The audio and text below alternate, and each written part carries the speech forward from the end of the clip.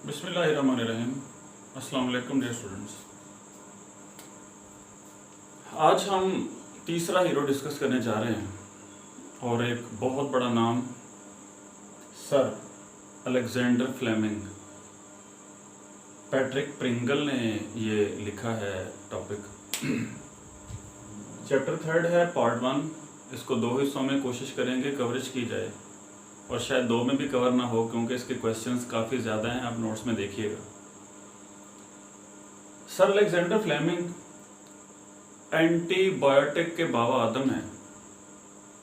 Antibiotic आप जानते हैं वो दवाइयाँ जो जिस्म में जरासीमों को मारती हैं, बैक्टीरिया को मारती हैं, उनको एंटीबायोटिक कहते हैं।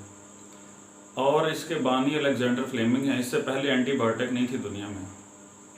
तो पेनिसिलिन की सूरत में इन्होंने एंटीबायोटिक का तारफ़ करवाया और 1945 में इनको नोबेल प्राइज़ मिला मेडिकल की दुनिया में, इसकी इनकी डिस्कवरी की वजह से। तो ये किस्सा क्या है, क्यों उन्हें पेनिसिलिन डिस्कवर करना पड़ी, उससे पहले सूरत हाल क्या थी, डॉक्टर मरीज़ों का इलाज कैसे करते थे, गलत तरीका इलाज क्या था, दुरुस्त तरीका इलाज क्या था, सर अलेक्जेंडर फ्लेमिंग की बैकग्राउंड क्या थी, वो किस इलाके से थे। तो बजाय इसके कि मैं आप उनको सारा तरतीब से बताऊं, मैंने तरतीब वो रखी है जो बोर्ड के क्वेश्चन के लिहाज से सबसे इम्पोर्टेंट है। बेटे, हीरोज़ में जो मोस्ट इम्पॉर्टेंट क्वेश्चन है, जो सबसे ज़्यादा दफ़ा क्वेश्चन आता है, वो पेनिसिलिन की डिस्कवरी की है का है। How penicillin was discovered, penicillin कैसे डिस्कवर्ड हुई थी, how did sir Alexander Fleming discover penicillin, वगैरह वगैरह। इस तरह की कोई भी लफाजी हो सकती है। तो सबसे ज़्यादा दफ़ा ये क्वेश्चन आया है। इसको जितने भी स्टार दें वो कम है फॉर देयर इम्पोर्टेंस। तो first one, how penicillin was discovered, कि पेनिसिलिन कैसे डिस्कवर हुई। तो answer is that one day sir Alexander Fleming was busy in making experiments on germs on a culture plate। Culture plate वो plate होती है जिसके ऊपर जरासीम पाले होते हैं साइंसदानों ने एक्सपेरिमेंट करने के लिए। तो अपनी लेबॉर्ट्री में बैठे हुए थे, तो इन्होंने वो कल्चर प्लेट का ढक्कना उठाया, तो जरासीम उसके नीचे जो थे उनके ऊपर एक फंगस का टुकड़ा गिरा, जिसके लिए लफ्ज़ आप पढ़ोगे मोल्ड स्पोर। तो एक मोल्ड स्पोर आकर गिरा, फंगस। ये आमतौर पर वो हम देखते हैं, ये फंगस लगा होता है बासी रोटी के ऊपर ग्रीन कलर का। तो वो टुकड़ा फफूंदी का कहीं से उड़ता हुआ आया और वो गिरा, और जैसे ही वो गिरा उसके इर्द गिर्द से जरासीम मरना शुरू हो गए, गायब होना शुरू हो गए। आप बड़े हैरान हुए और बड़े तजस्सुस से उसको देखने लगे। वो कहते हैं कि शायद ये टुकड़ा किसी लापरवाह ख़ातून के बावर्ची खाने से आया होगा, जहाँ उसने खाने पीने का सामान रखा हुआ है। तो वो आकर गिरा, तो उससे क्या हुआ, सारे जरासीम मरना शुरू हो गए। तो इस तरह उन्होंने फिर दोबारा एक्सपेरिमेंट किया और डिफरेंट तरीके से वो जरासीमों के ऊपर रखते थे उसको, फफूंदी के टुकड़े को, फंगस को, मोल्ड स्पोर को, तो जरासीम मरना शुरू हो जाते थे। इस तरह उन्होंने ये डिस्कवरी कर ली कि एक ऐसी चीज़ मिल गई है जो इंसानी जिस्म में बैक्टीरिया को मार सकती है, लेकिन इंसान को उसका नुकसान नहीं होगा। और इसका बैक्टीरिया मारने की जो रफ्तार है बाकी केमिकल से कहीं ज़्यादा है। तो इस तरह दुनिया में एक वंडर ड्रग आ गई और एक रेवोल्यूशन आ गई, और सारी दुनिया ने सर अलेक्जेंडर फ्लेमिंग को सर पे उठा लिया कि एक बहुत बड़ा काम हो गया इंसानी तारीख में। Antiseptics and antiseptic method. Antiseptics क्या हैं और एंटीसेप्टिक मेथड क्या है। बेटे, antiseptics are all those chemicals that can kill germs. जरासीमों को मारने वाली दवाइयों को हम एंटीसेप्टिक कहते हैं। तो फिर एंटीबायोटिक क्यों नहीं कहते, इनमें एक फ़र्क है। एंटीबायोटिक बॉडी के अंदर, ब्लड के अंदर मारती है जर्म्स को। एंटीसेप्टिक बॉडी के बाहर, जैसे स्किन के ऊपर, जैसे हाथों को धोना, या जो उनके टूल्स होते हैं डॉक्टर्स के, उसको वॉश करना ऐसे केमिकल्स के साथ कि वो जरासीम मर जाएं, तो ऐसे मेथड को एंटीसेप्टिक मेथड कहा जाता है। तो ये काम सबसे पहले लॉर्ड लिस्टर ने किया। तो लॉर्ड लिस्टर ने कार्बोलिक एसिड यूज़ किया और जिस कार्बोलिक तेज़ाब इस्तेमाल करके उसने अपने वो वॉश किए जो थे टूल्स अपने, और इस तरह वो मरीज़ों का इलाज करता था ताकि एक मरीज़ के जरासीम दूसरे में ट्रांसफ़र ना हो सके। तो इस तरह एंटीसेप्टिक मेथड ये है कि उनको स्टरलाइज किया जाए, स्किन को स्टरलाइज किया जाए। वो क्या करता था, लॉर्ड लिस्टर कमरे में भी स्प्रे कर लेता था इसकी, कार्बोलिक एसिड की, और वॉश कर लेता था अपने टूल्स को ताकि जरासीम ट्रांसफ़र ना हो मरीज़ों में। Third one, Oxford team and its role. What do you know about Oxford team and what was its role? What role did Oxford team play in concentrating penicillin? Oxford team से क्या मुराद है? बेटे ये बड़ा इम्पोर्टेंट क्वेश्चन है। इस team का हिस्सा सर अलेक्जेंडर फ्लेमिंग नहीं थे, लेकिन इनका एक बहुत बड़ा रोल है। पेनिसिलिन डिस्कवर होती है 1928-29 में, लेकिन इसका इस्तेमाल बहुत लेट होता है, कई सालों बाद। वजह क्या थी? वजह ये थी कि जो सर अलेक्जेंडर फ्लेमिंग थे वो केमिस्ट नहीं थे, वो नेचुरलिस्ट थे, वो बैक्टीरियोलॉजिस्ट थे। उन्हें मेडिसिन बनाना नहीं थी आती। उन्हें पता तो चल गया कि ये दवाई जरासीम मारती है, लेकिन वो उसको शक्ल देना टेबलेट की या कैप्सूल की या इंजेक्शन की या लिक्विड की, वो नहीं थे जानते हुनर।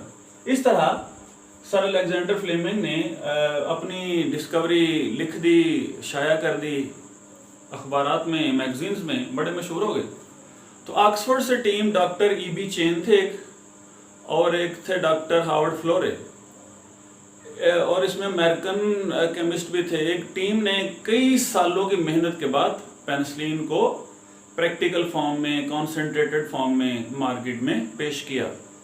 तो ये लोग थे ऑक्सफोर्ड टीम जिन्होंने पेनिसिलिन को दवाई की शक्ल दी, मेडिसिन की शक्ल दी, जो आज हमारे पास मौजूद है मेडिकल स्टोर्स के अंदर। ये रोल था ऑक्सफोर्ड टीम का। Number 4, how Fleming's family became doctors family. Fleming की फैमिली डॉक्टरों की फैमिली कैसे बनी? तो फ्लेमिंग का जो खानदान था ये किसान लोग थे, जट लोग थे, पिंड में रहने वाले, गांव में रहने वाले, देहात में रहने वाले लोग थे, और इनका बाप एक किसान था। ये बड़ी फैमिली थी, 8 बहन भाई थे शायद। ये डॉक्टर कैसे बन गए? इस तरह से बने कि इसका एक जो बड़ा भाई था वो ऑक्यूलिस्ट था, आई स्पेशलिस्ट बन गया। 2 भाई इसके जो थे वो ऑप्टिशियन थे, जो एंड बनाते हैं। एक बहन की शादी एक डॉक्टर से हो गई, दूसरे की वेटरनरी सर्जन से हो गई, जो हैवानात के डॉक्टर होते हैं। इस तरह, और ख़ुद भी बाद में ये भी डॉक्टर बन गया। इस तरह ये फैमिली जो फार्म में पैदा हुई थी, एग्रीकल्चर फार्म में, ज़राई इलाके में, पिंड में पैदा हुई थी, वो फैमिली आहिस्ता आहिस्ता ये बन गई, डॉक्टर्स की फैमिली बन गई।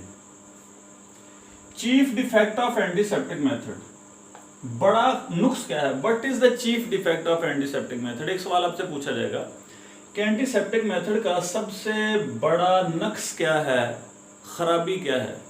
तो बेटे, the chief defect of antiseptic method is that it kills the germs but it also kills the white blood cells called leucocytes. इसका नुक्स ये है कि जब इसका इंजेक्शन इंसानी जिस्म में लगाया जाए या इंसानी जख्मों पर कार्बोलिक एसिड लगाया जाए तो ये जरासीम तो मारेगा, लेकिन उससे ज़्यादा नुकसान ये इंसान के जिस्म को पहुंचाएगा, क्योंकि ये जिस्म में मौजूद अल्लाह पाक ने हमारा जो इम्यूनिटी सिस्टम रखा है, क़ुव्वत मुदाफ़त का निज़ाम रखा है, जिसको ल्यूकोसाइट्स या वाइट ब्लड सेल्स कहते हैं, ये उनको भी डिस्ट्रॉय करता है, उनको डैमेज करता है। तो इस तरह इसका फ़ायदा थोड़ा और नुकसान ज़्यादा होता है, इसीलिए कार्बोलिक एसिड का इस्तेमाल छोड़ दिया गया, क्योंकि ये फ़ायदे से ज़्यादा नुकसान करता था। नंबर 6 पे है अर्ली लाइफ ऑफ फ्लेमिंग। ये शुरू में होना चाहिए था, लेकिन उसकी इंपॉर्टेंस के लिए से यहाँ रखा है कि सर अलेक्जेंडर फ्लेमिंग की इब्तदाई ज़िंदगी के बारे में क्या जानते हैं? तो कुछ तो मैंने बता दिया कि किसानों की फैमिली में पैदा हुए, ये छोटे थे फैमिली में, तो चंद क्लासें पढ़ी तो फैसला हुआ कि इसको स्कूल में भेजते हैं, खेतों में नहीं रखना। तो ये उधर चले गए, डारवल के इलाके में पैदा हुए थे, और इनकी इसका साल पैदाइश है 1881। फिर ये रीजेंट स्ट्रीट पॉलीटेक्निकल में पढ़ते रहे, और 20 साल की उम्र में इन्होंने शिपिंग कॉरपोरेशन में काम करने लगे, क्लर्क का काम करने लगे। फिर वालिद की वफ़ात के बाद विरासत में कुछ हिस्सा मिला, तो फिर इन्होंने उधर सेंट मैरीज हॉस्पिटल में फिर वो जॉब शुरू की, और डॉक्टरी का पेशा इख्तियार किया। इस तरह से वो आए प्रैक्टिकल लाइफ में। Why carbolic acid was abandoned, why was the use of carbolic acid abandoned, question number 7। Carbolic acid का इस्तेमाल क्यों छोड़ दिया गया, क्यों तरक कर दिया गया? तो इसका आंसर यह है कि कार्बोलिक एसिड का इस्तेमाल इसलिए छोड़ दिया गया कि ये फायदे से ज्यादा नुकसान करता था। ये वाइट ब्लड सेल को डैमेज करता था। जरासीम तो मारता था, लेकिन जरासीम थोड़े मारता था, वाइट ब्लड सेल ज्यादा मारता था। In this way carbolic acid was more harmful than good, so its use was abandoned और given up. Discovery of lysozyme, ये जो लिसोजाइम नाम की मेडिसिन है, इसने पेनिसिलिन से पहले डिस्कवर की थी, लेकिन इसकी वैल्यू ज़्यादा नहीं थी क्योंकि ये कम मुफीद थी और इसका इफेक्ट असर बहुत कम था। तो एक दफ़ा ये काम कर रहा था जरासीम पे, तो इसके जो नेजल सेक्रेशन, जो नाक से रतूबत निकलती है जब नज़ला वगैरह लगता है, वो गिरी तो जरासीम मरने शुरू हो गए। तो उस रतूबत में इसने देखा कोई एक ऐसा केमिकल है जिसको लिसोजाइम कहते हैं, वो मारता है जरासीम। तो उस लिसोजाइम को डिस्कवर किया। तो वो बड़ी कामयाब तो ना हुई मेडिसिन, लेकिन इसका नाम मशहूर हो गया। डॉक्टर, साइंसदान इसकी बातें करने लगे और इसकी बात को सुनने लगे। ये फायदा हुआ लिसोजाइम की डिस्कवरी का। Leucocytes and their role, what are leucocytes and what is their role in human body, ये मैं पहले ही बता दिया। Leucocytes are white blood cells, जिस्म में सफ़ेद खुलिये होते हैं। इनका काम हमारे जिस्म में आने वाले जरासीम वायरस से लड़ना होता है, और ये लड़ाई होती रहती है इतनी देर तक या जरासीम मर जाए या इंसान मर जाए। ये फाइट टू डेथ होती है, ये देयर रोल है। तो आते ही जैसे ही हमारे जिस्म में कोई बाहर से जरासीम दाखिल होता है, ये उसके साथ एक जंग शुरू कर देते हैं, और ये मरने मारने वाली जंग होती है। ये बड़ी शदीद किस्म की जंग होती है। तो आखिरी क्वेश्चन बेटे आज का पार्ट 1 का, Fleming's comments on American labs. Sir Fleming बड़े मशहूर हो गए, पेनिसिलिन डिस्कवर हो गई, नोबेल प्राइज मिल गया, जल से जुलूस समझ आने लगे, यूनिवर्सिटियों से दावतें आने लगी। तो एक दफ़ा अमेरिका इनको विजिट करवाया गया, तो डेट्रॉइट एक इलाका है, वहाँ की लेबॉरेटरी में गए। लेबॉरेटरी देखी तो उधर क्या जुमला बोला, हज़रत ने जुमला बोला कि वंडरफुल, बड़ी खूबसूरत लैब है आपकी, डस्टलेस है, डस्ट इसमें आ ही नहीं सकती, इसमें जनाब सफाई सुथराई है, जरासीम नहीं दाखिल हो सकता। लेकिन penicillin could not have been discovered here, यहाँ पेनिसिलिन डिस्कवर नहीं हो सकती, क्योंकि जहाँ पेनिसिलिन डिस्कवर हुई थी वो एक सादा सी लैब है, खिड़की खुली हुई है, बाहर से वो पेनिसिलिन का जर्रा उड़ता हुआ आया तो उस पर गिरा। तो अमेरिकन लैब में जहाँ इतनी सफाई सुथराई है, वहाँ जर्रा उड़ता आना कहाँ से था और गिरना कैसे था? वहाँ तो तसव्वुर ही नहीं पैदा हो सकता कि डस्ट पार्टिकल को गिरे किसी तरह से। इस तरह उन्होंने ये कमेंट दिया, तो वो सारे बड़े हैरान हुए और कहने लगे कि हाँ, बात तो आपकी सच्ची है। सो बेटे that was the end of part 1 chapter 3 third hero sir Alexander Fleming. These were the most important questions, first and most important question that have been repeated number of times in board examination. इंशाल्लाह अगले lecture के साथ फिर appear होंगे। That's all for today. अल्लाह हाफिज़।